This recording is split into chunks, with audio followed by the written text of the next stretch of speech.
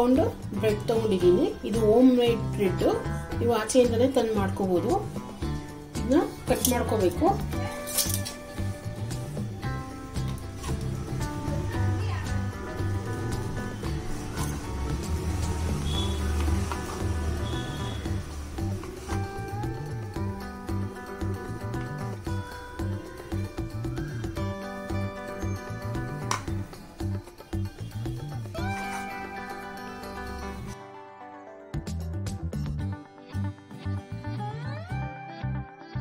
ಈ ತರ ಎಲ್ಲ ಸ್ಕ್ವೇರ್ ಆಗಿ ಕಟ್ ಮಾಡ್ಕೊಬೇಕು. 1 ಪೌಂಡ್ ತಗೊಂಡಿದ್ದೀನಿ.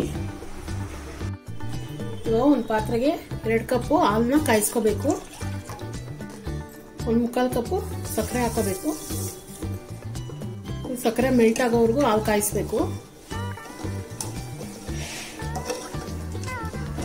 ಕುದಿಸೋದೇನು ಬೇಡ, ಸಕ್ಕರೆ ಮೆಲ್ಟ್ ಆಗ್ಬೇಕಷ್ಟೇ.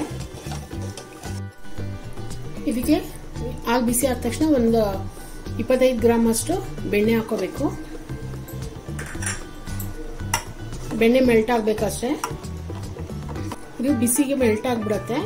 ಇವಾಗ ಸ್ಟವ್ ಆಫ್ ಮಾಡಿ ಇದು ಪೂರ್ತಿ ತಣ್ಣಗಾಗೋವರೆಗೂ ಬಿಡಬೇಕು. ನೋಡಿ, ಇದೆಲ್ಲ ಫುಲ್ ತಣ್ಣಗಾಗಿದೆ. ಇವಾಗ ಇದಕ್ಕೆ 2 ಮೊಟ್ಟೆ ಹಾಕೋಬೇಕು.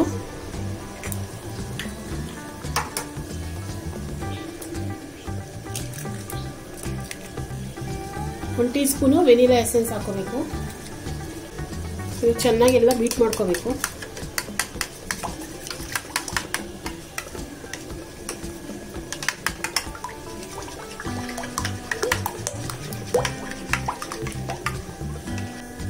ಇಲ್ಲಿ ಈ ತರ ಗ್ಲಾಸ್ ಬೌಲ್, ಓವನ್ ಅಲ್ಲಿ ಇಕ್ಕಂತದ್ದು ಗ್ಲಾಸ್ ಬೌಲ್ ತಗೋಬೇಕು. ಸ್ವಲ್ಪ ಬೆಣ್ಣೆ ಹಚ್ಕೋಬೇಕು ಇದಕ್ಕೆಲ್ಲ. ಓವನ್ ಪ್ರೂಫ್ ತಗೋಬೇಕು ಗ್ಲಾಸ್ ಬೌಲು.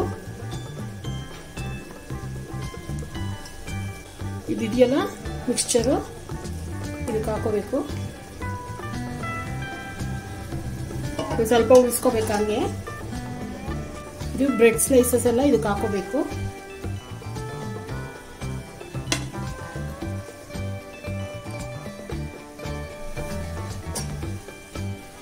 ಎಲ್ಲ ಈ ತರ ಸೋಕ್ ಮಾಡ್ಕೋಬೇಕು.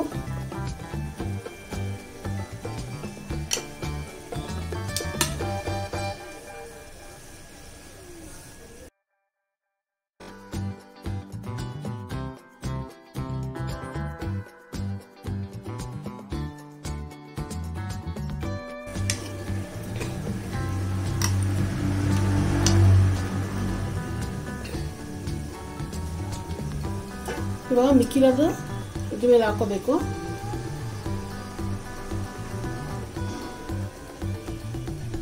ಒನ್ 180 ಡಿಗ್ರಿ ಪ್ರೀ ಹೀಟೆಡ್ ಅವನ್ ಅಲ್ಲಿ 45 ಮಿನಿಟ್ಸ್ ಬೇಕ್ ಮಾಡ್ಕೋಬೇಕು.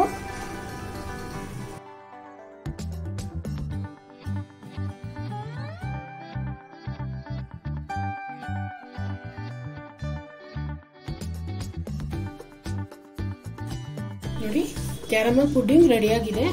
45 to 50 ಮಿನಿಟ್ಸ್ ಬೇಕಾಯ್ತು ಬೇಕಾಗಕ್ಕೆ. ಇವಾಗ ಇದಕ್ಕೆ ಸಕ್ಕರೆ ಪೌಡರ್ ಹಾಕೋಬೇಕು.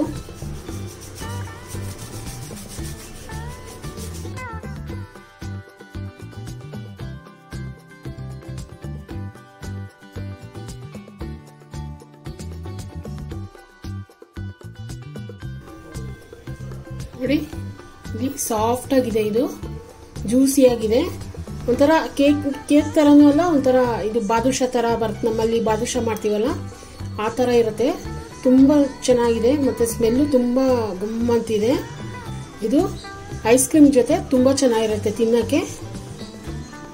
ಓವನ್ ಇದ್ರೆ ಈ ತರ ಟ್ರೈ ಮಾಡಿ, ತುಂಬಾ ರುಚಿಯಾಗಿದೆ.